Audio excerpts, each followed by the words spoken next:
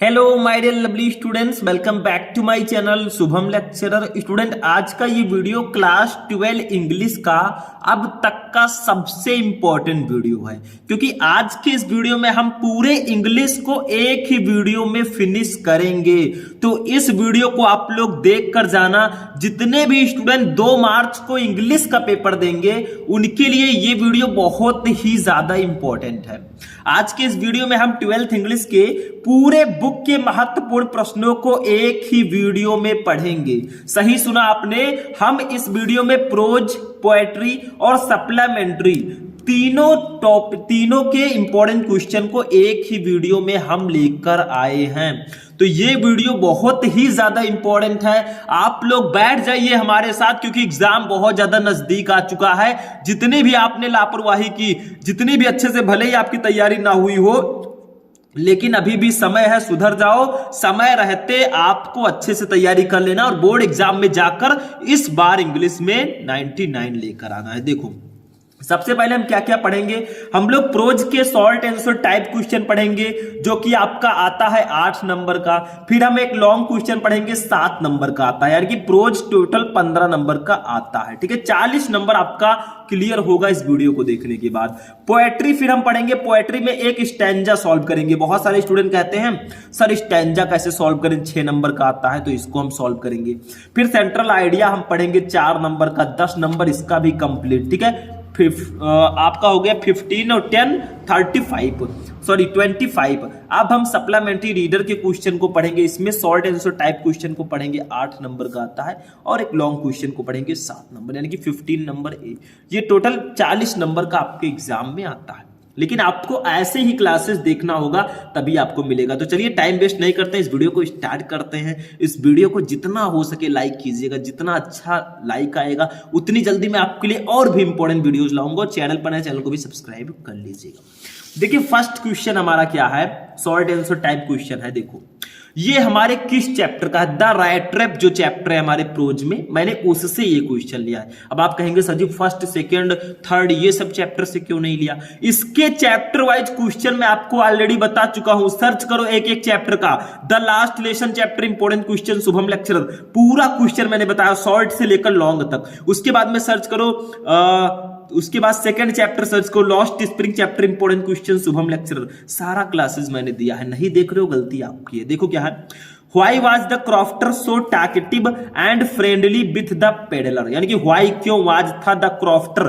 Crofter का मतलब होता है किसान। ठीक है, सो टॉकेटिव इतना बातूनी, एंड फ्रेंडली और मित्रवत, विथ द पेडलर, पेडलर का मतलब होता है फेरी वाला। तो किसान फेरी वाले के प्रति इतना बातूनी व मित्रवत क्यों था, वो फेरी वाले से इतना बातें क्यों करता था और मित्रवत बातें करता था, ऐसा क्यों था। तो देखो, the crofter had no wife, the crofter ferry वाले के पास, किसान के पास, हैड नो वाइफ, उसके पास जो है पत्नी नहीं थी, यानी कि फेरी वाले की पत्नी नहीं थी, क्योंकि उसने शादी ही नहीं किया था। ठीक है, ये ध्यान रखना, फेरी वाला नहीं, क्रॉफ्टर का मतलब किसान होता है। ठीक है, तो किसान की पत्नी नहीं थी, उसकी शादी नहीं हुई थी। He was all alone, he was वो था, ऑल एलोन बिल्कुल अकेला। ठीक है, तो वो बिल्कुल अकेला था। ठीक है, ही हैड नो चिल्ड्रेन, उसके पास बच्चे भी नहीं थे। भाई शादी नहीं होगी तो बच्चे कहां से होंगे। ठीक है, ही वॉज हैप्पी, ही वो वाज था हैप्पी, खुश, to have someone to talk, किसी से बात करके, टू इन हिज लोनलीनेस, यानी कि अपने अकेलेपन में। तो वो अपने अकेलेपन में किसी से बात करने के लिए बहुत खुश था, किसी से बात वो करता था तो बहुत खुश रहता था। देखो, वाइफ जो होती है वो अपनी बातें शेयर किया जाता है उससे। ठीक है, अब इसके पास जब वाइफ ही नहीं थी तो किसके साथ शेयर करेगा, तो किसी को भी पा जाता था तो उसके साथ बहुत फ्रेंडली बातें करता था। तो क्वेश्चन आपका है कि why was the crofter so talkative and friendly with the peddler, यानी कि किसान फेरी वाले के प्रति इतना बातूनी व मित्रवत क्यों था। तो the crofter had no wife, किसान की कोई पत्नी नहीं थी। ही वाज ऑल एलोन, वो बिल्कुल अकेला था। ही हैज नो चिल्ड्रेन, उसके बच्चे नहीं थे। He was happy to have someone to talk to his loneliness, वो अपने अकेलेपन में बात करने के लिए किसी को पाकर बहुत खुश था। भाई ठीक है, बस हो गया, इतना सा लिखना है। दूसरा क्वेश्चन भी हमारा इसी चैप्टर से है, शॉर्ट आंसर टाइप क्वेश्चन। देखिए 2 शॉर्ट 1 लॉन्ग, ये हम पढ़ेंगे प्रोज में। पोएट्री में हम एक एक्सट्रैक्ट यानी कि स्टैंजा और एक सेंट्रल आइडिया पढ़ेंगे। सारी चीजें मैं बताऊंगा, टेंशन बिल्कुल मत लेना, ध्यान से लास्ट तक वीडियो को देखना। देखो क्या है दूसरा क्वेश्चन, फ्रॉम वेयर, कहां से, डिड द पेडलर, फेरी वाले को, गेट द आइडिया, विचार आया, ऑफ द वर्ड, संसार के बारे में, बीइंग ए रैट ट्रैप, कि वो एक चूहेदानी है। यानी कि फेरी वाले को यह विचार कहां से आया कि दुनिया एक चूहेदानी है। चूहेदानी जानते हैं, जिससे चूहे को पकड़ा जाता है, एक उसमें कुछ रख दिया जाता है चारे के रूप में, ठीक है, आटा रख दिया गया, कुछ रख दिया गया, और जो चूहे होते हैं उसके लालच में चले जाते हैं और उसको बंद करके पकड़ लिया जाता है। तो फेरी वाले को भी एक आइडिया आया कि ये पूरी दुनिया एक चूहेदानी है और हम चूहे हैं, ठीक है, हम नहीं है भाई, ऐसा उसको लगा, ठीक है। तो देखिए, ड्यूरिंग के दौरान, वन ऑफ हिज वांडरिंग, यानी कि अपनी एक यात्रा के दौरान, ठीक है, अपनी एक यात्रा के दौरान, ही वॉज थिंकिंग, वो सोच रहा था, ऑफ हिज रैट ट्रैप, अपने चूहेदानी के बारे में। तो अपनी एक यात्रा के दौरान वो अपनी चूहेदानी के बारे में सोच रहा था। सडनली, अचानक, ही वॉज स्ट्रक, उसे ही वॉज स्ट्रक, वो फंस गया, बाय द आइडिया, विचारों से, दैट की द होल वर्ल्ड, ये पूरा संसार, अबाउट हिम, उसके बारे में, वाज नथिंग, कुछ नहीं है, बट लेकिन ये बिग रैट ट्रैप, एक बड़ी चूहेदानी है।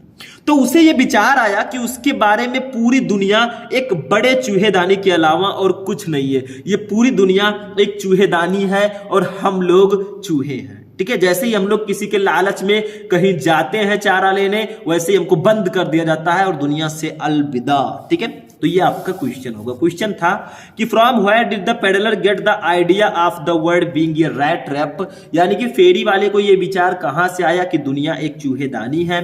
तो during one of his wandering, अपनी एक यात्रा के दौरान, he was thinking of his rat trap, वो अपने चूहेदानियों के बारे में सोच रहा था। Suddenly he was struck by the idea, अचानक उसे यह विचार आया, the whole world about him, पूरी दुनिया के बारे में, was nothing but a big rat trap, ये पूरी दुनिया कुछ भी नहीं, एक बड़ी चूहेदानी है, ठीक है, ऐसा उसको विचार आया, ठीक है, समझ में आ गया।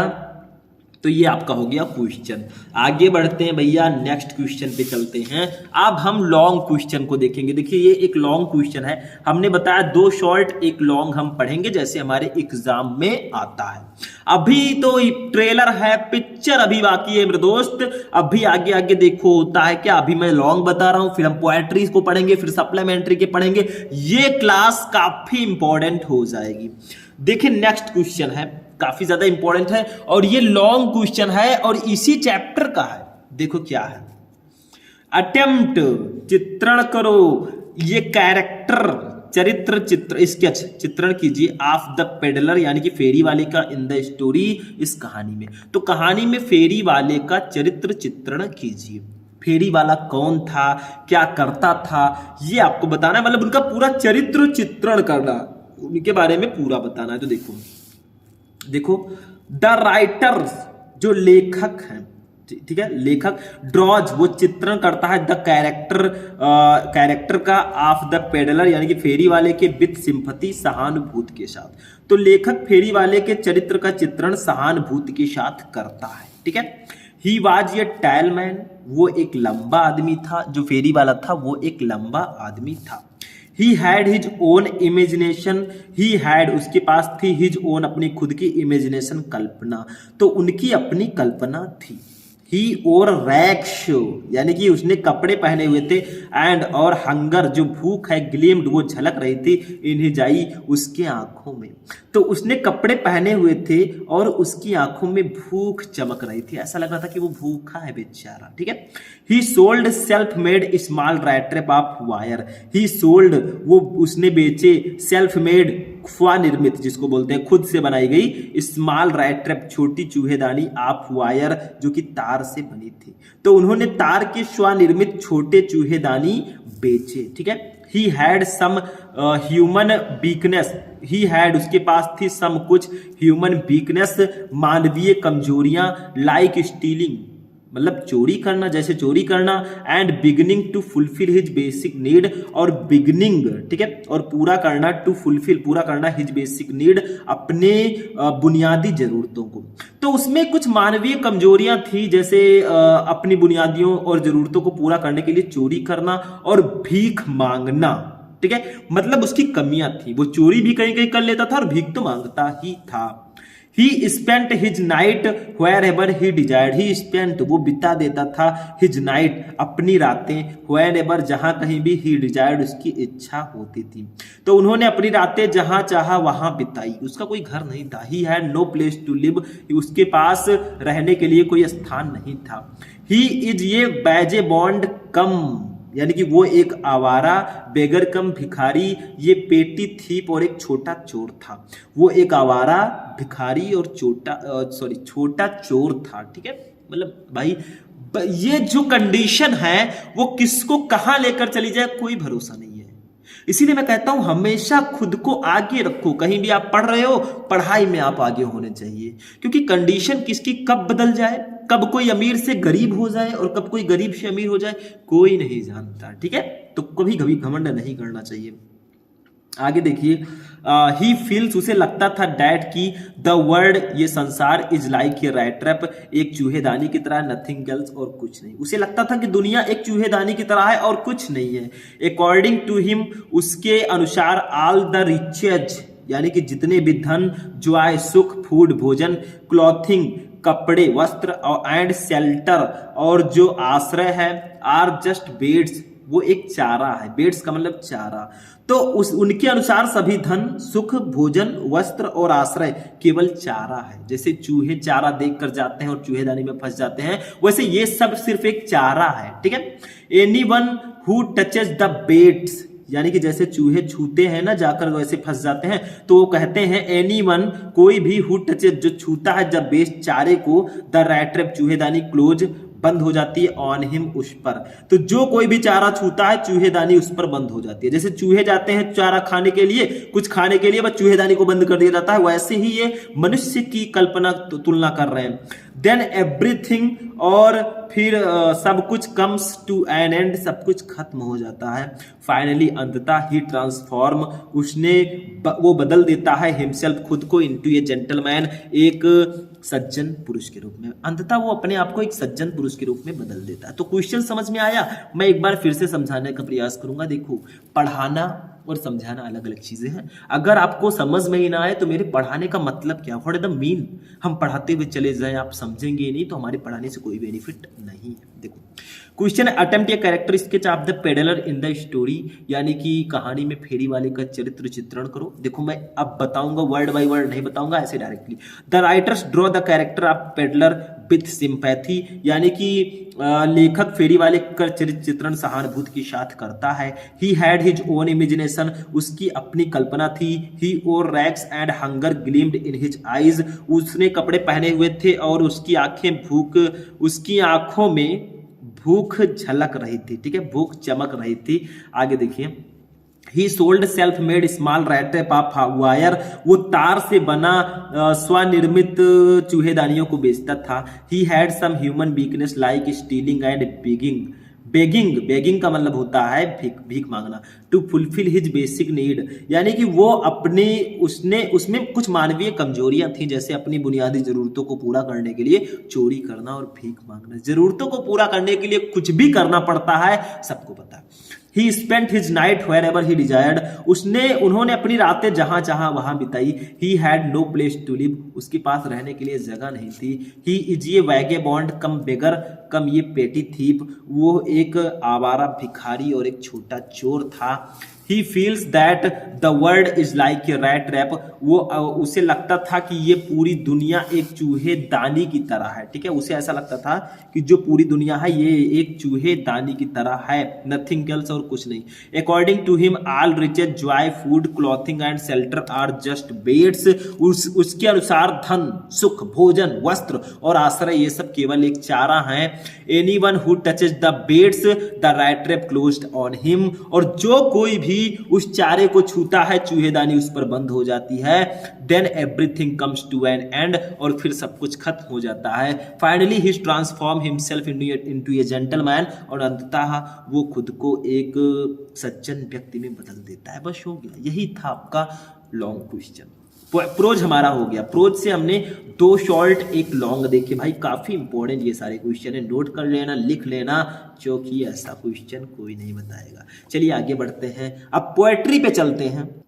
अब देखिए पोएट्री में पहले आपका स्टैंजा आएगा, और कितने नंबर का आएगा? पूरे 6 नंबर का आएगा। इसमें एक स्टैंजा दे दिया जाएगा, जैसे ये दिया है, इसके नीचे 3 क्वेश्चन देखिए 1 2 3 करके दिए जाएंगे।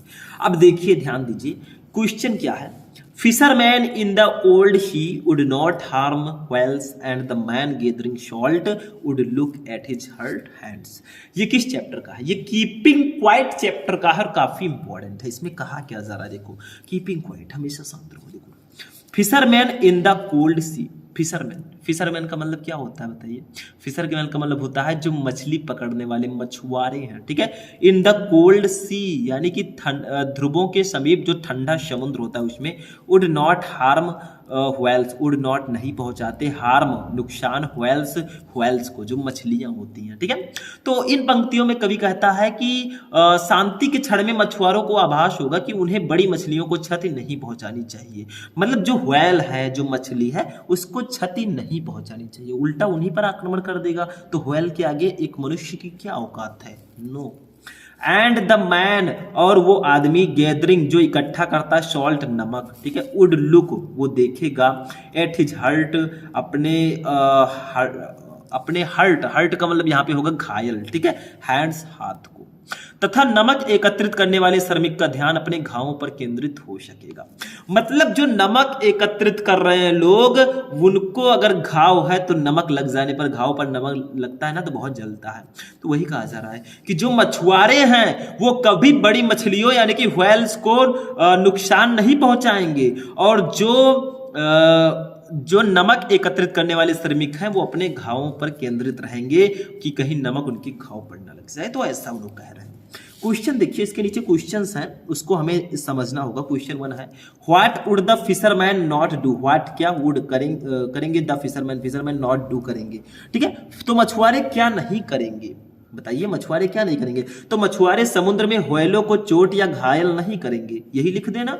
दूसरा, what would the man gathering salt do, यानी कि जो नमक इकट्ठा करने वाले आदमी है वो क्या करेगा, ठीक है। तो नमक इकट्ठा करने वाला आदमी शांत क्षण में थोड़ी देर के लिए रुक जाता है और अपने घायल हाथों को देखता है, ठीक है। तीसरा, what moment is the poet talking of.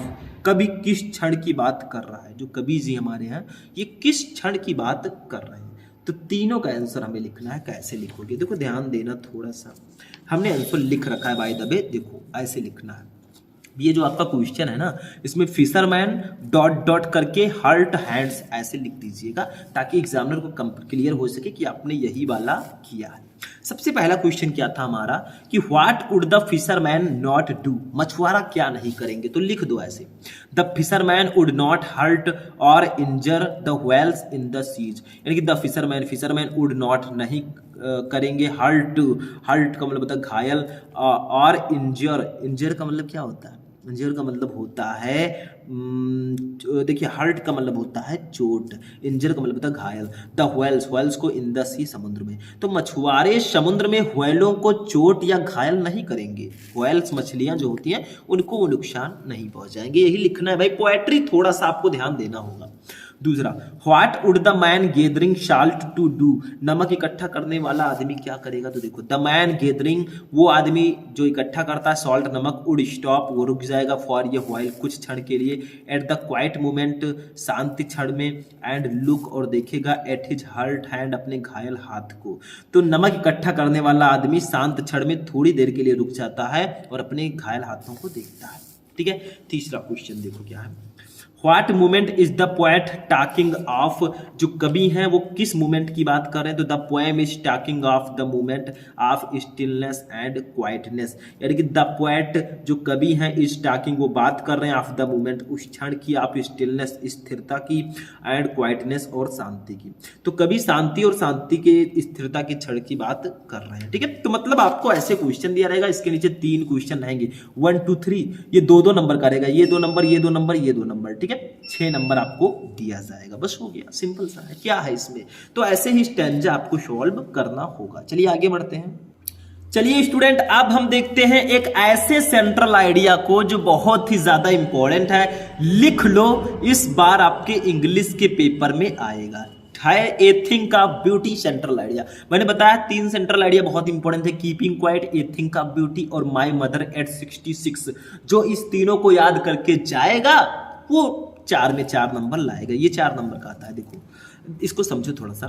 Central idea का मतलब होता है केंद्र बिंदु, जो केंद्रीय विषय होता है वो क्या है, आपकी जो कविता है उसका केंद्रीय बिंदु क्या है। तो देखो ए थिंक ऑफ ब्यूटी, जो सौंदर्य की चीज है, देखो द सेंट्रल आइडिया, केंद्रीय बिंदु जो है, केंद्रीय विचार ऑफ द पोएम, इस कविता की, लाइज वो निहित है इन द वेरी ओपनिंग, एक प्रारंभिक ओपनिंग लाइन पंक्ति में, ठीक है, ऑफ द पोएम, पोएम के, ए थिंक ऑफ ब्यूटी, ठीक है, यानी कि सौंदर्य की एक चीज। तो कवि का केंद्रीय विचार कविता की प्रारंभिक पंक्ति सौंदर्य की एक चीज में निहित है। ए थिंक ऑफ ब्यूटी का मतलब सौंदर्य की एक चीज। देखिए अगर कोई ब्यूटी है, ब्यूटी जो है वो सबको आकर्षित करती है, ब्यूटी का मतलब ही होता है सुंदर, और सुंदर चीजें देखकर सभी लोग आकर्षित होते हैं भाई। सुंदरता ही जो है आकर्षण की पहचान है। बहुत सुंदर मंदिर, राम मंदिर बन रहा है तो हम उसको देखेंगे तो हमें बहुत अच्छा लगेगा, ठीक है, दिल से। आगे देखिए, एनी ब्यूटीफुल ऑब्जेक्ट, कोई भी सुंदर वस्तु, इज ऑलवेज, वो हमेशा ट्रिजल्ड, मापी जाती है, यानी कि संजोकर रखी जाती है, इन आवर माइंड, हमारे मस्तिष्क में, बिकॉज, क्योंकि, इट्स प्रोवाइड, ये हमें प्रदान करती है, अस, हमें, eternal and everlasting Joy. Eternal का मतलब होता है शाश्वत, एंड एवरलास्टिंग और चिरस्थायी, जॉय का मतलब होता है आनंद। तो कहा जा रहा है कि कोई भी सुंदर वस्तु हमेशा हमारे मन में संजोकर रखी जाती है, क्योंकि ये हमें शाश्वत और चिरस्थायी आनंद प्रदान करती है, ठीक है। आगे देखिए, the happiness that anything beautiful provide, यानी कि द हैप्पीनेस, वो खुशी जिसको हम लोग बोलते हैं, ठीक है, वो खुशी, दैट जो एनीथिंग ब्यूटीफुल, कुछ सुंदर, प्रोवाइड्स, वो प्रदान करती है, यानी कि कहा जा रहा है कोई भी खूबसूरत चीज जो खुशी प्रदान करती है, नेबर फेड्स, वो कभी नहीं, फेड्स का मतलब होता है शून्य होना, या फिर फेड का मतलब होता है जो कभी ना मुरझाए, ठीक है, इनटू नथिंगनेस, शून्य। तो कोई भी खूबसूरत चीज जो खुशी प्रदान करती है वो कभी शून्य नहीं होती, बट लेकिन मल्टीपल मैनीफोल्ड, वो कई गुना बढ़ जाती है, व्हेन एवर, जब कहीं भी, इट रिटर्न्स, वो लौटती है, टू आवर माइंड, हमारे मस्तिष्क में, तो वो हमारे दिमाग में लौटती है तो कई गुना बढ़ जाती है। मतलब कहा जा रहा है, देखो फिर से यहाँ से, the happiness that anything beautiful provides never fades into nothingness but multiple manifold wherever it returns to our mind, यानी कि कोई भी खूबसूरत चीज जो खुशी प्रदान करती है वो कभी भी शून्य नहीं होती, बल्कि जब भी वो हमारे दिमाग में लौटती है तो कई गुना बढ़ जाती है। आगे देखिए, ब्यूटी, सुंदरता, इन व्हाट एवर फॉर्म, वो चाहे किसी भी रूप में पाई जाए, इट में बी फाउंड, वो पाई जाए, इज एन इटर्नल, वो जो है एक इटर्नल जॉय का मतलब होता है शाश्वत आनंद, ठीक है, वो शाश्वत आनंद है टू ह्यूमंस, यानी कि मनुष्यों के। तो सुंदरता चाहे वो किसी भी रूप में पाई जाए, मनुष्य के लिए एक शाश्वत आनंद है, बिकॉज, क्योंकि, इट ऑफर्स, ये प्रदान करती है, ऑफर का मतलब अवसर प्रदान करती है, ह्यूमन, मनुष्यों को, द कॉन्स्टेंट अपॉर्चुनिटी, यानी कि कॉन्स्टेंट अपॉर्चुनिटी का मतलब क्या होता है, निरंतर अवसर, ठीक है, टू रिफ्लेक्ट करने के लिए। तो क्योंकि ये मनुष्य को उसकी सुंदरता पर विचार करने का निरंतर अवसर प्रदान करती है, ठीक है, ऑन दैट ब्यूटी, और वो सुंदरता, which stands in such stark contrast to the dejection, monotony and ugliness of our everyday lives। ठीक है, और जो हमारे रोजमर्रा के जीवन में देखिए अगलीनेस जो कुरूपता है जिसको हम लोग बोलते हैं, आप आवर एवरीडे लाइव्स, हमारे रोजमर्रा के जीवन में। ठीक है, तो कहा जा रहा है जो हमारे रोजमर्रा के जीवन की निराशा, निरस्ता और कुरूपता को बिल्कुल विपरीत है। ठीक है, डिजेक्शन का मतलब होता है निराशा, ठीक है, और मोनोटोनी का मतलब होता है नीरसता। ठीक है, समझ में आया। तो यहाँ कहा जा रहा है कि जो हमारे रोजमर्रा के जीवन की निराशा, नीरसता और कुरूपता के बिल्कुल विपरीत है। ठीक है, तो ये आपका हो जाएगा। एक बार फिर से हम इसको देखेंगे सेंट्रल आइडिया। देखो, a thing of beauty, the central idea of the poem lies in the very opening line of the poem a thing of beauty. कवि का जो केंद्रीय विचार है, सेंट्रल आइडिया है, वो कविता की प्रारंभिक पंक्ति सौंदर्य की एक चीज में निहित है। Any beautiful object is always treasured in our mind because it provides us eternal and everlasting joy. यानी कि कोई भी सुंदर वस्तु हमेशा हमारे मन में संजो कर रखी जाती है, क्योंकि ये हमें शाश्वत और चिरस्थायी आनंद प्रदान करती है। The happiness that anything beautiful provides never fades into nothingness but multiple manifold whenever it returns to our mind. कोई भी खूबसूरत चीज जो हमें खुशी प्रदान करती है वो कभी भी शून्य नहीं होती, बल्कि जब भी वो लौटती है हमारे दिमाग में तो कई गुना बढ़ जाती है। ठीक है, beauty in whatever form it may be found in an eternal joy to humans because it offers humans the constant opportunity to reflect on that beauty। ठीक है, यानी कि सुंदरता वो चाहे किसी भी रूप में पाई जाए। देखो, ब्यूटी सुंदरता in whatever form it may be found, वो चाहे किसी भी रूप में पाई जाए, is an eternal joy to humans, वो मनुष्यों के लिए एक शाश्वत आनंद है। बिकॉज, क्योंकि it offers humans the constant opportunity to reflect on, क्योंकि वो मनुष्य को उस सुंदरता पर विचार करने का निरंतर अवसर प्रदान करती है। On that beauty which stand in such stark contrast to the dejection, monotony and ugliness of our everyday lives।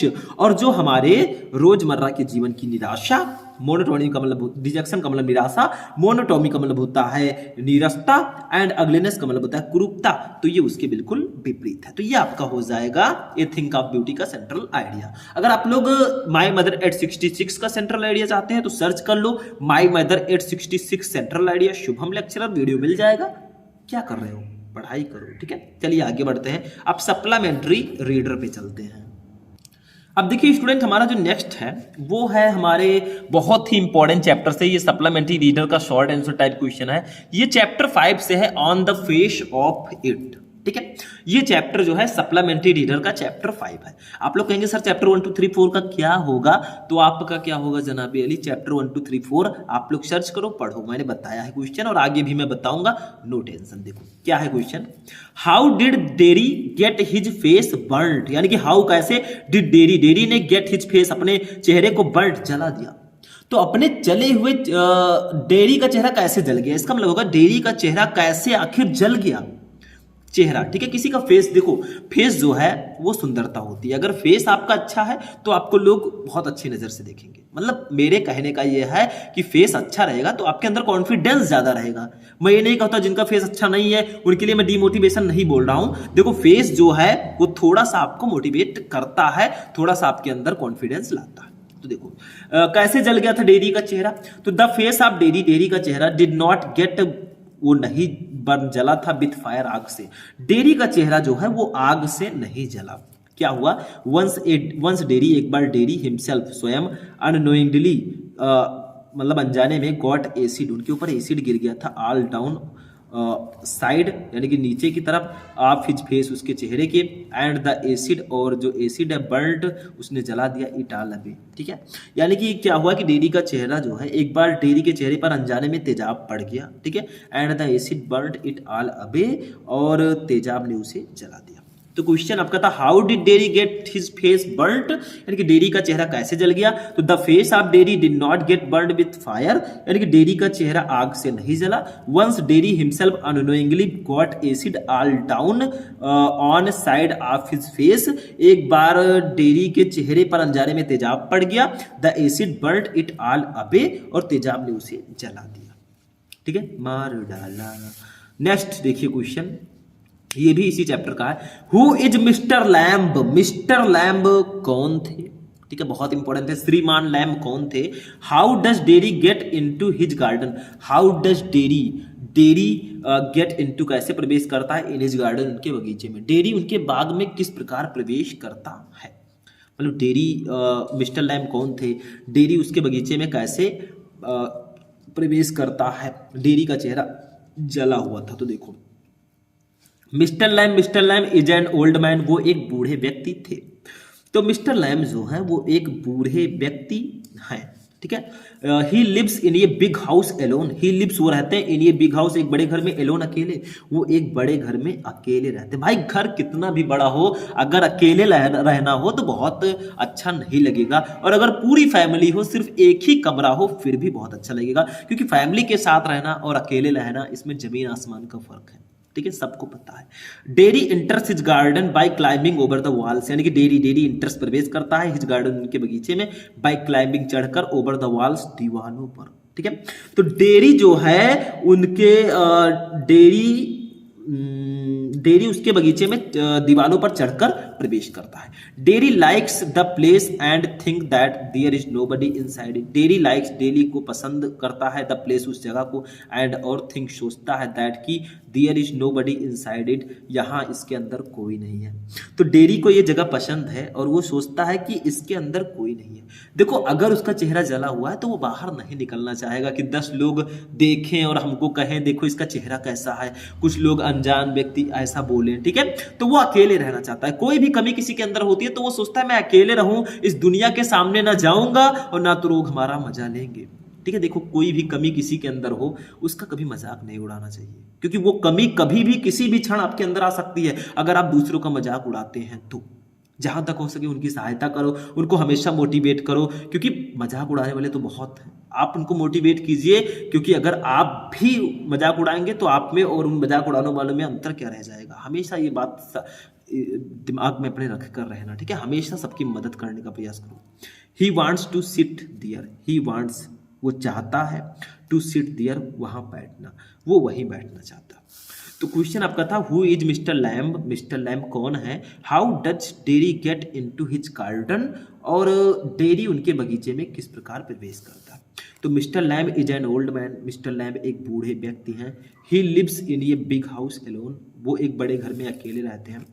Dairy enters his garden by climbing over the walls, यानी कि डेरी जो है उनके बगीचे में दीवार चढ़कर प्रवेश करता है, दीवार पर चढ़कर। Derry likes the place and thinks that there is nobody inside it, यानी कि डेरी को ये जगह बहुत पसंद आती है और वो सोचता है कि इसके अंदर कोई नहीं है। He wants to sit here, वो वहां बैठना चाहता है, ठीक है। बस हो गया, ये आपका शॉर्ट आंसर टाइप क्वेश्चन हो गया हमारे सप्लीमेंट्री का। 2 क्वेश्चन मैंने वादा किया था, दोनों बता दिया। एक लॉन्ग क्वेश्चन इसका पढ़ लेते हैं।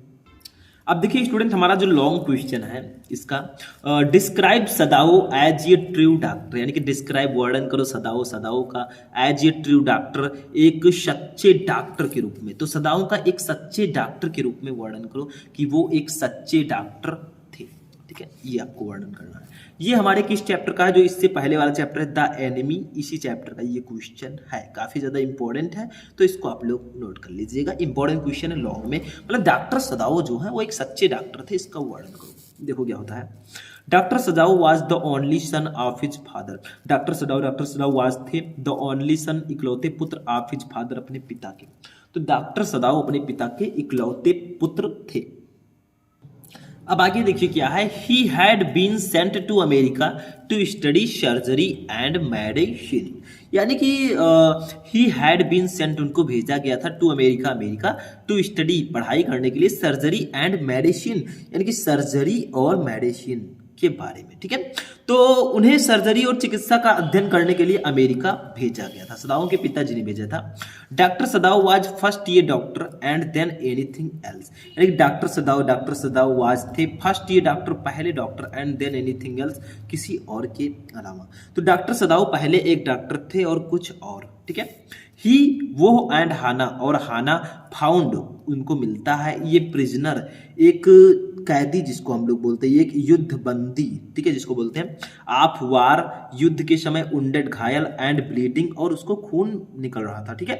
तो क्या कहा गया कि उन्होंने और हाना ने एक युद्ध बंदी को घायल पाया और खून बह रहा था। देखिए अमेरिका और जापान का युद्ध चल रहा था, तो उन्होंने एक अमेरिकन जो सोल्जर है उसको घायल पाया जिससे बहुत ज्यादा खून बह रहा था, जबकि वो अमेरिका के नहीं थे, ठीक है। आगे देखिए क्या है, द उंडेड मैन यानी कि घायल आदमी वाज था एन अमेरिकन, एक अमेरिकन, वो अमेरिकन था, ठीक है, और ये जापान के थे। Japan was at war with America, Japan was था एट वार युद्ध पर विथ अमेरिका, अमेरिका से। तो जापान अमेरिका के साथ युद्धरत था, मतलब उस समय युद्ध हो रहा था। इफ ही शेल्टर्ड ये white man he could be arrested, if अगर ही वो शेल्टर का मतलब होता है आश्रय देना, आश्रय देते ये व्हाइट मैन उस सफेद आदमी को, व्हाइट मैन मतलब जो अमेरिकन है थोड़ा ज्यादा व्हाइट होते हैं तो उनको व्हाइट मैन बोला जाता है, ठीक है। अगर वो व्हाइट मैन यानी कि अमेरिकन आदमी को आश्रय देता, ही कुड बी उसे किया जा सकता था अरेस्ट, गिरफ्तार, ठीक है। तो यदि उसने किसी स्वैत व्यक्ति को आश्रय दिया तो उसे गिरफ्तार किया जा सकता था क्योंकि आश्रय नहीं देना था, ठीक है। आगे देखिए, if he handed him over, if अगर ही वो handed him over, hand over का मतलब होता है सौंपना, तो अगर वो उसे सौंप देते थे टू द पुलिस, पुलिस को, ही वुड सर्टेनली, वो निश्चित रूप से डाई, मर जाता। तो यदि उसने उसे पुलिस को सौंप दिया तो वो अवश्य मर जाएगा, मतलब अगर वो उसको अपने यहाँ रखता है तो भी उसे अरेस्ट किया जा सकता है, और अगर वो उसे पुलिस को सौंप देगा तो उस घायल सिपाही को पुलिस वाले मार डालेंगे क्योंकि वो दूसरे देश का है। अब क्या करें, क्योंकि मानव है, उसके अंदर मानवता थी, ठीक है। अब देखिए क्या है, स्टिल फिर भी ही ब्रॉट, वो लाया द मैन आदमी को होम अपने घर, वास्ट धोया, हिज वुंड्स उसके जो घाव थे, एंड और ऑपरेटेड और ऑपरेशन भी किया ऑन द प्रिजनर व ऑफ वार यानी कि युद्ध बंदी का, ठीक है। तो फिर भी वो उस व्यक्ति को घर ले आया, उसके घावों को धोया और युद्ध बंदी का ऑपरेशन किया और उसका ऑपरेशन भी किया। कितने अच्छे व्यक्ति थे, अपने देश का वो नहीं था फिर भी उसकी इतनी ज्यादा सेवा उन्होंने की। डॉक्टर सदाव हर्ट, उनका जो हृदय है ओवरफ्लोड, वो ओत प्रोत था, भरा हुआ था विथ ह्यूमन काइंडनेस यानी कि मानवीय दया से। तो डॉक्टर सदाओं का हृदय मानवीय दया से ओत प्रोत था, बहुत ज्यादा उनके अंदर दया थी। लेस्ट कहीं द अमेरिकन सोल्जर को बी अरेस्टेड, वो गिरफ्तार ना हो जाए। ही मेड, उन्होंने बनाया इलेबोरेट अरेंजमेंट यानी कि इंतजाम, मतलब इलेबोरेट अरेंजमेंट का मतलब होता है व्यापक इंतजाम, ठीक है, फॉर हिज एस्केप, उससे बचने का। तो कहीं वो अमेरिकी सैनिक गिरफ्तार ना हो जाए इसलिए उसने भागने के लिए व्यापक इंतजाम किए कि इस सैनिक को किसी तरह भगा दिया जाए यहाँ से, ठीक है, सही सलामत, मतलब भगाना नहीं, उसको छोड़ आए, ठीक है। ही did all these sacrifice putting himself, यानी कि उसने जो है उन्होंने खुद को और अपनी, देखिए, himself and his wife eight maximum risk, यानी कि उन्होंने खुद को और अपनी पत्नी को अधिकतम जोखिम में डालकर ये सभी बलिदान दिए। देखिए, he did all these sacrificed, he उन्होंने डिड ऑल दीज ये सब सेक्रीफाइड बलिदान दिए, पुटिंग हिमसेल्फ खुद को रख कर, एंड हिज वाइफ और अपने वाइफ को, एट मैक्सिमम अधिकतम रिस्क मतलब रिस्क पर, ठीक है। रिस्क का मतलब क्या होता है, रिस्क से इश्क करो, रिस्क का मतलब होता है जोखिम, ठीक है।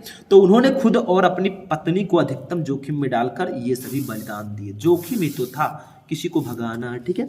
तो फिर से मैं बताता हूँ इसको, describe Sadao as a true doctor, सदाओं को एक सच्चे डॉक्टर के रूप में वर्णित करो। तो doctor Sadao was the only son of his father, doctor Sadao अपने पिता के इकलौते पुत्र थे। ही had been sent to America to study surgery and मेडिसिन, उन्हें सर्जरी और मेडिसिन का अध्ययन करने के लिए चिकित्सा भेजा गया था, अमेरिका भेजा गया था। डॉक्टर फदाओ वाज फर्स्ट ये doctor and than anything else. Doctor सदाओ पहले एक डॉक्टर थे और कोई नहीं। ही एंड हाना फाउंड ये prisoner of war wounded and bleeding. वो जो है उन्होंने और हाना ने एक युद्ध बंदी को घायल पाया जिससे खून बह रहा था। The wounded man was an American. घायल आदमी एक अमेरिकन था। Japan was at war with America. Japan America के साथ युद्धरत था, उस समय युद्ध चल रहा था। इफ़ ही शेल्टर्ड ये white man he could be arrested. अगर वो किसी वाइट मैन को अपने यहाँ आश्रय देते हैं तो उनको अरेस्ट किया जा सकता था। If he handed over him to police he would certainly die. और अगर उसे पुलिस को सौंप दिया गया तो वो निश्चित रूप से मार डाला जाएगा। Still he brought the man home, washed his wounds and operated on the prisoner of war. और फिर भी वो उस आदमी को अपने घर लाए, उसके घाव को धोया और उस युद्ध बंदी का ऑपरेशन भी किया। Doctor Sadao heart overflowed with human kindness. Doctor Sadao का हृदय मानवीय दया से ओतप्रोत था। Lest the American soldier be arrested. और कहीं अमेरिकन सिपाही को गिरफ्तार न कर लिया जाए। He made elaborate arrangement for his escape. उन्होंने उसको बचाने का व्यापक इंतजाम कर दिया। ही did all this sacrifice putting himself and his wife eight maximum risk. यानी कि उन्होंने खुद को और अपनी पत्नी को अधिकतम जोखिम में डालकर ये सभी बलिदान दिए। ठीक है, कौन भाई अपने जान को जोखिम में डालकर किसी दूसरे की जान बचाएगा, और जो बचाएगा वही महान पुरुष कहलाएगा। तो ये भी समझ लीजिए, ठीक है। तो ये आपका हो गया सप्लीमेंट्री का लॉन्ग क्वेश्चन। ठीक है, तो आज का ये क्लास यहीं पर फिनिश होगा। तो स्टूडेंट, आज की इस क्लास में हमने क्लास 12 इंग्लिश के प्रोज, पोएट्री और सप्लीमेंट्री के मोस्ट इंपॉर्टेंट क्वेश्चंस को पढ़ा। देखिए, इतना क्वेश्चन तो आपको पढ़ना ही है, और मैं ऐसा नहीं कहूँगा कि यही क्वेश्चन पूरा पढ़ लेंगे तो आपका 40 नंबर क्लियर हो जाएगा। ऐसे ही और भी क्लासेस मैं आपको दूंगा, सबको ज्वाइन करो, अच्छे से तैयारी करो, जाके 2 मार्च को मचा के आओ। मचाने का मतलब है टॉपर बन के आना है। तो आज की क्लास यहीं पर फिनिश होगी। इस वीडियो को लाइक कर देना, चैनल पर नए चैनल को सब्सक्राइब कर लेना। मिलेंगे नेक्स्ट वीडियो में नेक्स्ट टॉपिक के साथ। तब तक के लिए जय हिंद।